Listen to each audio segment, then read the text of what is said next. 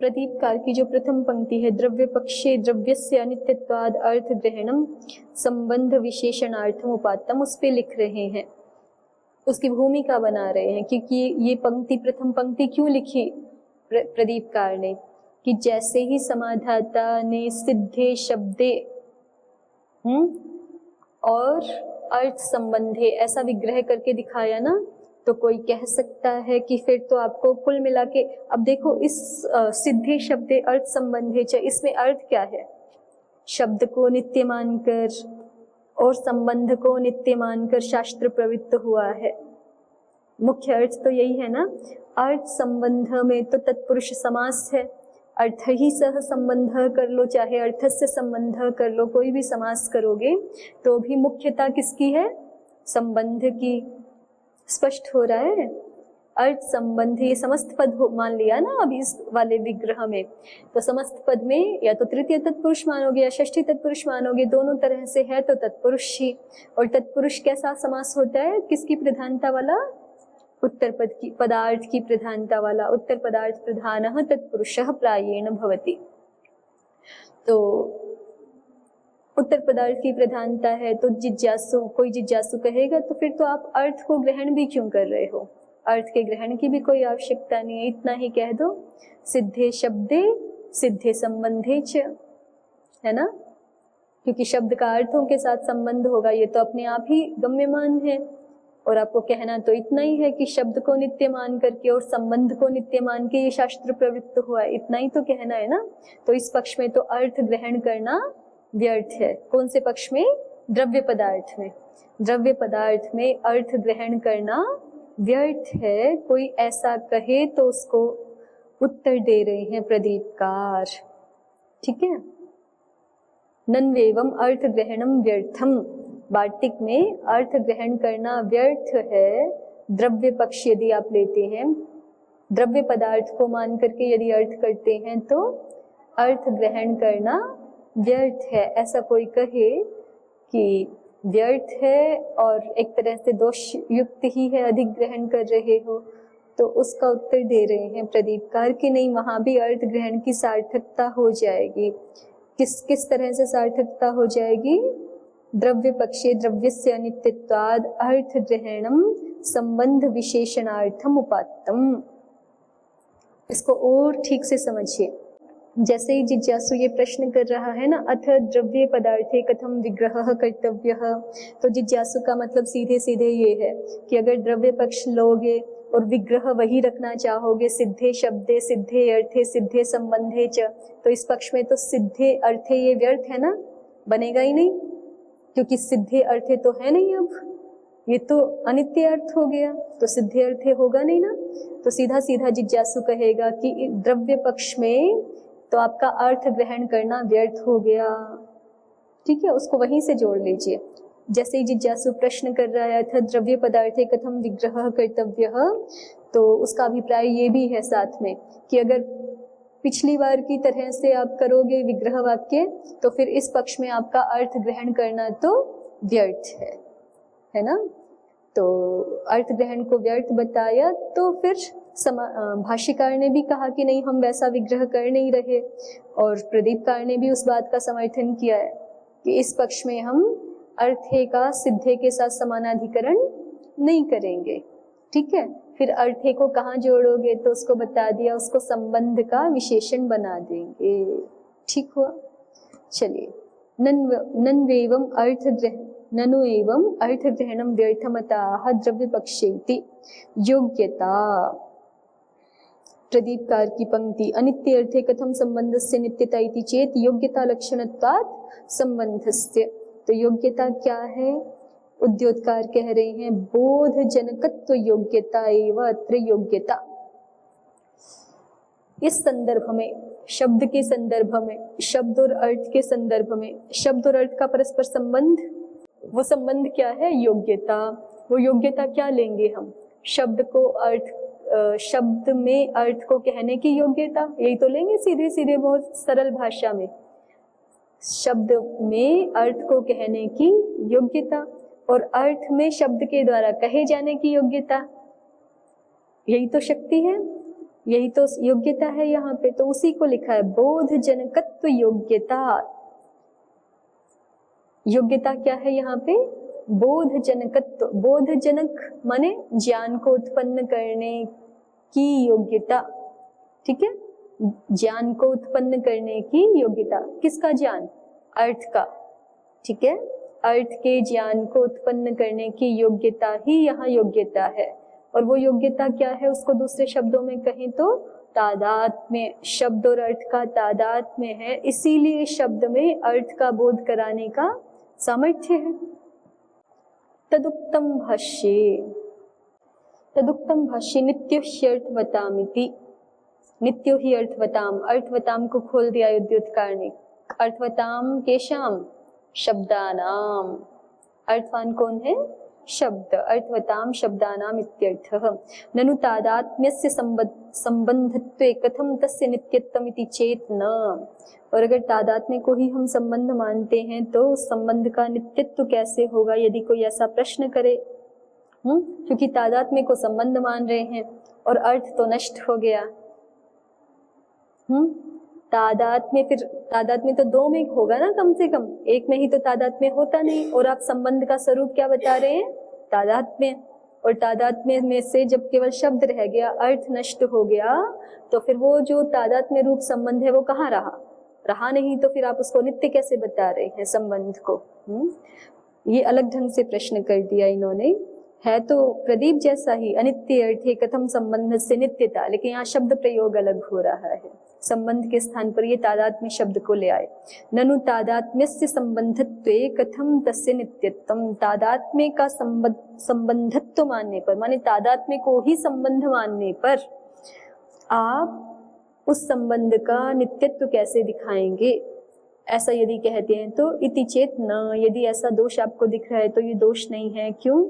नष्ट भावी वस्तुनोपि शब्देन बोधात् बौद्धार्थेन तस्य तादात्म्यम नित्यम इति आशयात्। कह रहे नष्ट भावी वस्तु जो आगे नष्ट हो जाएगी, ऐसी कोई वस्तु हो, उसका भी शब्देन बोधात्, उसका भी शब्द किससे? बोध होने से। ठीक है ना? शब्दों के द्वारा अनित्य पदार्थों का भी तो बोध होता ही है ना हमें। नष्ट भावी वस्तु माने अनित्य पदार्थ, ठीक है। तो शब्देन बोधात्, उन पदार्थों का भी शब्द से हमें बोध होता ही है। इसलिए बोधार्थेन तस्य तादात्म्यम नित्यम। जो बोध अर्थ है, अर्थ बोध तो हुआ ना, अर्थ भले ही साक्षात उपस्थित हो कि ना हो, अर्थ की वास्तविकी सत्ता हो कि ना हो, लेकिन बोध अर्थ, बुद्धि में तो अर्थ उपस्थित हो ही जाता है, ठीक है। तो शब्द का उस बोधार्थ के साथ ही तादात्म्य हो जाएगा। होता ही है, हो क्या जाएगा? होता ही है। और वो तादात्म्य क्या है? नित्य है कि नहीं? हमारे मस्तिष्क में पुस्तकम शब्द का और पुस्तक अर्थ का, पुस्तक जो बोध अर्थ है उसका संबंध नित्य ही है। तादात्म्य भी नित्य है और संबंध भी, तादात्म्य संबंध ही है, वो नित्य है। तो इसलिए ये कोई दोष नहीं है कि तादात्म्य को यदि संबंध मान रहे हैं तो उस संबंध का नित्यत्व कैसे हो जाएगा, क्योंकि अर्थ तो अनित्य है, ठीक है। बोधार्थ के साथ, बोधार्थ माने बौद्धिक रूप से उपस्थित होने वाला, बुद्धि में उपस्थित होने वाला जो अर्थ है, उस अर्थ के साथ शब्द का अनित्य तादात्म्य है ही, इसलिए संबंध नित्य है ही। अर्थ के अनित्य होने पर भी संबंध नित्य है ही। शब्द वृत्ति धर्मस्यैव अर्थ वृत्ति धर्माभेदमापन्नस्य तादात्म्यत्वेन अदोषाच्च। शब्द वृत्ति धर्मस्यैव अर्थ वृत्ति धर्माभेदमापन्नस्य तादात्म्यत्वेन। शब्द में जो धर्म है उसका ही, कैसा धर्म? अर्थ वृत्ति धर्माभेदम आपन्नस्य, जो कि अर्थ में रहने वाले धर्म के साथ अभिन्नता को प्राप्त हुआ है, ऐसा जो शब्द वृत्ति धर्म है। शब्द वृत्ति धर्म माने शब्द में होने वाला, शब्द में पाया जाने वाला धर्म। अर्थ वृत्ति धर्माभेदम आपन्नस्य शब्द वृत्ति धर्मस्यैव तादात्म्यत्वेन अदोषात्। एक हेतु तो पहले दे दिया, कि शब्द का बुद्ध अर्थ के साथ तादात्म्य होता है, वो नित्य ही होता है। और क्या कह रहे हैं कि अर्थ वृत्ति धर्माभेद मापन्न से, अर्थ वृत्ति धर्म के साथ अभिन्नता को जिसने प्राप्त किया हुआ है, ऐसा जो शब्द वृत्ति धर्म है, उसका तादात्म्य तो होने से कोई दोष नहीं आएगा। अर्थ वृत्ति धर्म के साथ शब्द वृत्ति धर्म अभिन्न हो गया है, एकत्व को प्राप्त हो गया है, उसी को यहाँ तादात्म्य कह रहे हैं। तो इसलिए संबंध को नित्य मानने में कोई समस्या नहीं है। संबंध किसका है? शब्द और अर्थ का ही तो है ना। तो यदि अर्थ वृत्ति धर्म अभेद को, अर्थ वृत्ति धर्म के साथ शब्द वृत्ति धर्म अभिन्नता को प्राप्त हो गया और शब्द है नित्य, तो तादात्म्य कैसा रहेगा? नित्य ही रहेगा।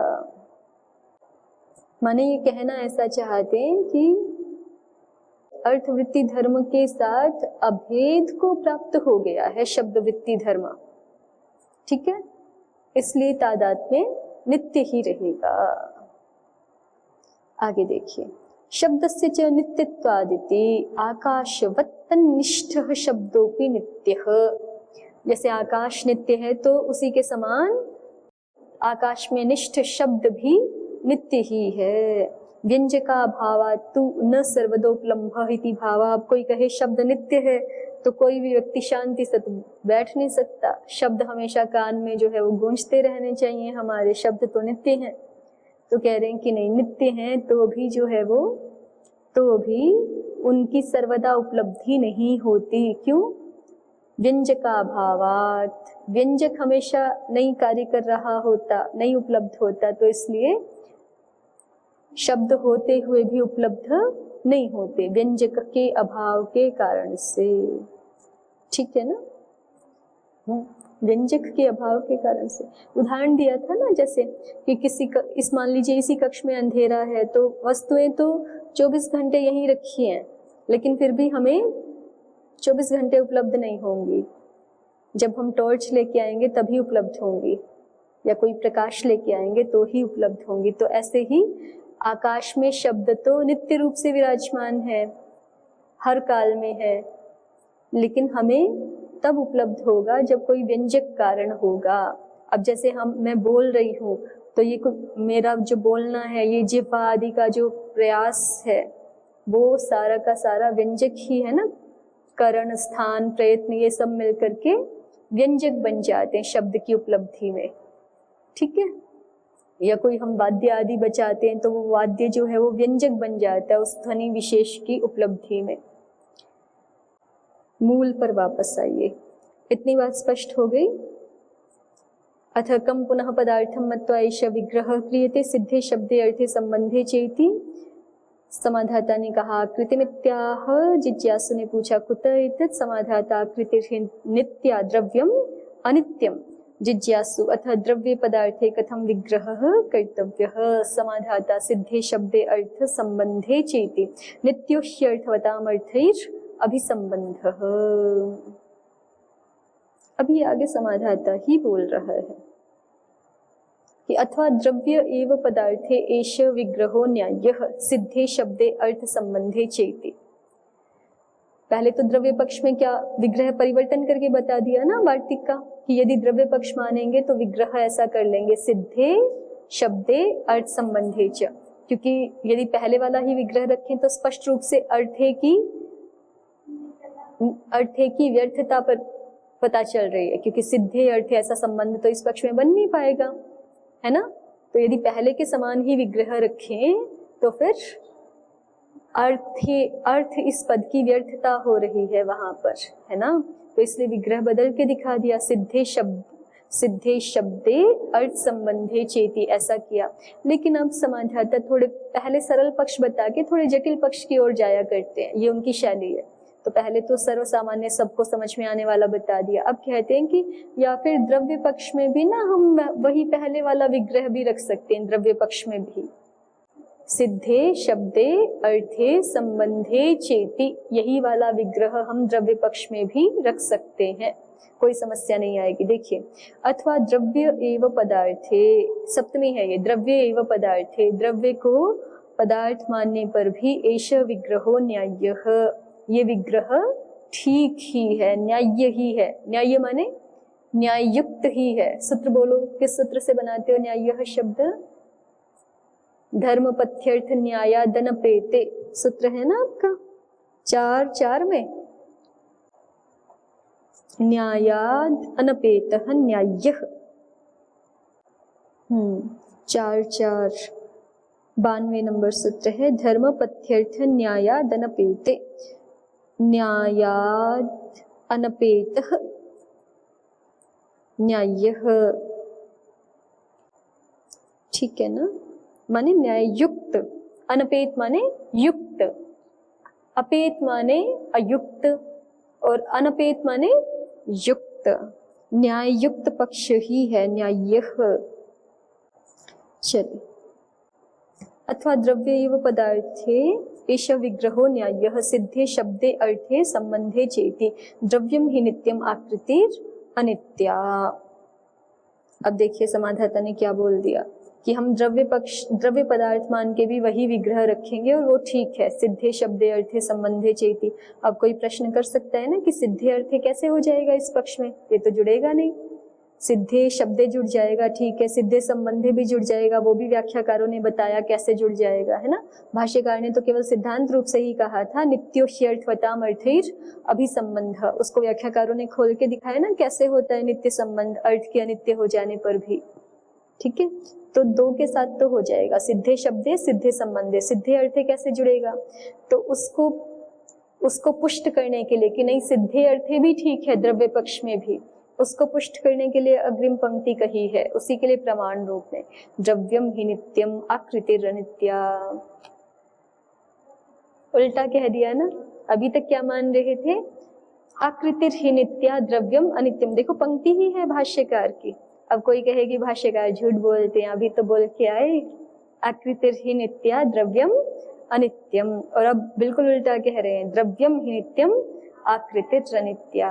तो भाव की भी बात होती है कि वक्ता किस अभिप्राय से बोल रहा है, शब्द वही के वही हो सकते हैं, मतलब शब्द उसके बिल्कुल उल्टे हो सकते हैं, लेकिन उनका भाव अलग हो सकता है। तो किस अभिप्राय से वक्ता ने कहा है ये भी समझने की बात होती है।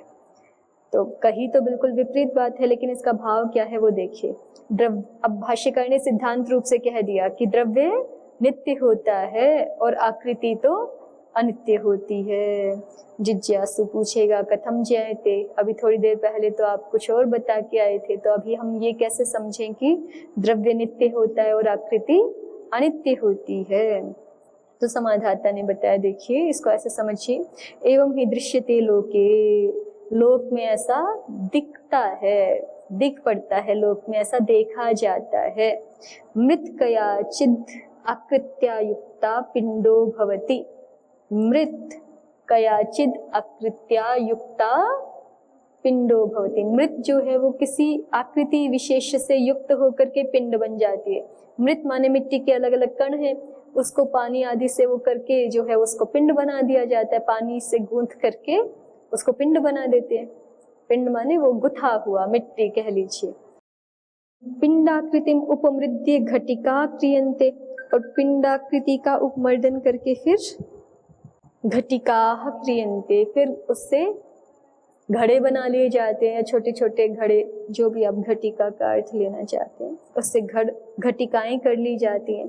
फिर घटिका कृतिम उपमृद्य कुंडिका क्रियन्ते, यदि पकाया नहीं है तो ये हो जाएगा ना, पिंड बनाया हमने, पिंड से जैसे बच्चे खेलते भी हैं, एक बार उसी से छोटा सा घड़ा बना दिया, फिर उसी को ऐसे ऐसे करके फिर उसका कुछ और खिलौना बना दिया, ऐसे कर लेते हैं। पकाया नहीं है तब तक तो संभव है ना ये। तो वही उदाहरण दे रहे हैं, मृत कयाचिद आकृत्या युक्ता पिंडो भवति, पिंडाकृतिम उपमृद्य, पिंडाकृति का उपमर्दन करके माने उसको नष्ट करके घटिका क्रियन्ते, फिर घटिका बना ली जाती है। घटिका कृतिम उपमृद्य कुंडिका क्रियन्ते, और घटिका कृतियों का भी उपमर्दन करके कुंडिकाएं बना ली जाती हैं। ऐसा होता है कि नहीं। तो अब इसमें जो मृत है वो क्या है, द्रव्य है ना, मृत तो द्रव्य है, मिट्टी तो द्रव्य है, तो द्रव्य तो देखो सब जगह बना हुआ है, चाहे वो मृत है उस अवस्था में भी, चाहे पिंड है, चाहे घटिका है, चाहे कुंडिका है, सब अवस्थाओं में मृत तो बना हुआ है ना, तो द्रव्य नित्य हो गया कि नहीं? और जो आकृति है, पिंडाकृति भिन्न है, घटिकाकृति भिन्न है, कुंडिकाकृति भिन्न है, तो आकृति अनित्य हो गई कि नहीं? तो आचार्य ठीक कह रहे हैं ना, द्रव्यम ही नित्यम आकृतिर अनित्या। द्रव्य नित्य है और आकृतिर अनित्य है। तथा, और उसी प्रकार से दूसरा उदाहरण दे रहे हैं, सुवर्णम कयाचिद आकृत्या युक्तम पिंडो भवति। सुवर्ण जो है वो किसी आकृति विशेष से युक्त होकर के पिंड बन जाता है। फिर पिंडाकृतिम उपमृद्य रुचकाः क्रियन्ते, पिंडाकृति का उपमर्दन करके रुचक बना लिए जाते हैं, हार मालाएं बना ली जाती हैं। रुचिकाकृतिम उपमृद्य कटकाः क्रियन्ते, और उस रुचिकाकृति का भी उपमर्दन करके हार को फिर से गला करके सोना बना के उसका फिर से कटकाः क्रियन्ते, उसके कड़े बना लिए जाते हैं। कटकाकृतिम उपमृद्य स्वस्तिकाः क्रियन्ते, कटकाकृति का उपमर्दन करके उससे स्वस्तिकाकार बना लिए जाते हैं। ठीक है, तो पुनरावृत्तः सुवर्ण पिंडः पुनरअपरया आकृत्या युक्तः खदिरांगार सवर्णे कुंडले भवतः। और फिर उस स्वस्तिक से भी पुनरावृत्तः सुवर्ण पिंड, फिर उससे स्वर्ण पिंड बना करके पुनरअपरया आकृत्या युक्तः, पुनः दूसरी आकृति से युक्त होकर के खदिरंगार सवर्णे कुंडले भवतः। खदिर एक वृक्ष विशेष होता है, तो उसके जब अंगार बना लिए जाते, माने उसको जब एक तरह से कोयला बना करके फिर अग्नि उसमें प्रदीप्त की जाए, तो उसका जैसा रंग होता है पीला पीला लाल लाल सा, उसके समान खदिर अंगार सवर्ण, खदिर के अंगारों के समान वर्ण वाले कुंडले भवतः, कुंडल बन जाते हैं उस सुवर्ण के ही। ठीक है, आकृतिरन्याच अन्याच भवति। ये इतना लंबा चौड़ा उदाहरण सुवर्ण का, मिट्टी में तो फिर भी कम दिए थे। ये पहले सुवर्ण है, फिर पिंड हो गया, पिंड से सुवर्ण किसी विशेष आकृति से युक्त, क्योंकि पिंड भी बनाएंगे तब भी तो कोई आकृति तो रहेगी ना सुवर्ण की, गोलाकार, वृत्ताकार, अंडाकार, कुछ तो रहेगा, चौकोर आदि। तो पहले किसी आकृति से युक्त होके पिंड होता है, फिर पिंडाकृति का उपमर्दन करके रुचक, रुचक का उपमर्दन करके कटक, कटक का उपमर्दन करके स्वस्तिक, स्वस्तिक का उपमर्दन करके कुंडल। तो कह रहे हैं आकृतिरन्याच अन्याच भवति। यहाँ पे भी इस उदाहरण में भी क्या हुआ, आकृतियां बदलती गई, पिंडाकृति, रुचकाकृति, कटकाकृति, ये सब बदलते गए, लेकिन द्रव्यम पुनस्तदेव, द्रव्य तो सुवर्ण ही है, वो सोना नहीं बदलता ना, सोना तो सोना ही है। आकृत्युपमर्दनेन द्रव्यमेवावशिष्यते, आकृति के उपमर्दन के कारण से द्रव्य ही शेष रह जाता है। आकृत्युपमर्दनेन उपमर्देन द्रव्यमेवावशिष्यते। तो इसलिए भाष्यकार उदाहरण देकर के बता रहे हैं कि हम जो कह रहे हैं वो बिल्कुल ठीक कह रहे हैं, द्रव्यम ही नित्यम आकृतिर अनित्या। तो जब द्रव्य को पदार्थ मान रहे हैं तो भी हम सिद्धे शब्दे अर्थे संबंधे च इति ये बोल सकते हैं, इसमें कोई समस्या नहीं है। प्रदीप देखिए, द्रव्यम ही नित्यमिति असत्योपाध्यवच्छिन्नम ब्रह्म तत्वम द्रव्य शब्द वाच्यमित्यर्थः। व्याख्याकारों ने थोड़ा और गूढ़ता से और सूक्ष्मता से कह दिया, द्रव्य क्या है, अंततः द्रव्य शब्द के द्वारा वाच्य द्रव्य है, और प्रत्येक शब्द तो पहले बता के आए हैं उद्योतकार भी, प्रत्येक शब्द भी ब्रह्म है और उसके द्वारा जो वाच्य है वो भी ब्रह्म ही है ना। तो उसी सिद्धांत को लेकर के कह रहे हैं कि असत्योपाध्यवच्छिन्नम, ये जो द्रव्य आदि हमें दिख रहा है, संसार अलग अलग पदार्थ के रूप में दिख रहा है, ये वस्तुतः है क्या, असत्योपाध्यवच्छिन्न ब्रह्म ही है। द्रव्य क्या है, ब्रह्म ही है, असत्योपाध्यवच्छिन्न ब्रह्म ही द्रव्य है। तो फिर शब्दवाच्य द्रव्य नित्य हुआ कि नहीं, जब वो ब्रह्म ही है तो वो तो नित्य है ही, तो द्रव्य नित्य है, द्रव्यम ही नित्यम। आकृतिर अनित्या, आकृति माने संस्थानम, यहाँ आकृति माने जाति नहीं है, आकृति माने क्या है यहाँ पर, आकार प्रकार। उदाहरण भी सारे इसी तरह से दिए ना, पिंडाकृति का उपमर्दन करके घटिकाकृति आ गई, घटिकाकृति का उपमर्दन करके कुंडिकाकृति आ गई, तो आकृति संस्थान है और संस्थान तो अनित्य ही होता है, संस्थान अनित्य है ना। ब्रह्म दर्शने च गोत्वादि जातेरपि असत्यत्वाद अनित्यत्वम् आत्मैव इदं सर्वमिति श्रुति वचनात्। और प्रदीपकार एक सिद्धांत रूप में बात कह रहे हैं कि ब्रह्म दर्शने च, जब किसी को ब्रह्म ज्ञान हो जाता है तो उस स्थिति में तो गोत्वादि जातियां, जिनका हम क्या मान रहे हैं सामान्य रूप से नित्यत्व, गोत्व को नित्य मानते हैं ना, गोत्व को पुरुषत्व को नित्य मानते हैं, तो कह रहे हैं कि जिसको वहां पर गौ माने प्रत्येक पदार्थ में जिसको ब्रह्म दर्शन हो गया, ब्रह्म ज्ञान हो गया, तो उसके लिए तो वो गोत्व आदि भी अनित्य ही है, क्योंकि नित्य कौन है, ब्रह्म तत्व। वहां पर जो ब्रह्म तत्व है वो नित्य है, गोत्व आदि नित्य नहीं है। माने ब्रह्म तत्व का ज्ञान हो गया, सच्चिदानंद स्वरूप का ज्ञान हो गया, और सत्य के ही तो ये अवान्तर विभाग थे ना, सत्य जो महासत्ता है, महासामान्य है, इस बात को थोड़ा सा हमने पहले देखा है। महासामान्य के ही तो ये अवान्तर विभाग है, गोत्व, पुरुषत्व, वृक्षत्व आदि। तो जिसको सत्य का भान हो गया उसकी दृष्टि में ये सब क्या है, गोत्व आदि वो असत्य है, अनित्य है, ठीक है। तो उसी को लिख रहे हैं, ब्रह्म दर्शने च गोत्वादि जातेरपि असत्यत्वाद अनित्यत्वम्। ब्रह्म दर्शन हो जाने पर तो, ब्रह्म ज्ञान हो जाने पर गोत्वादि जाति का भी असत्यत्वाद, उसके भी असत्य होने से उसका भी अनित्यत्व ही है।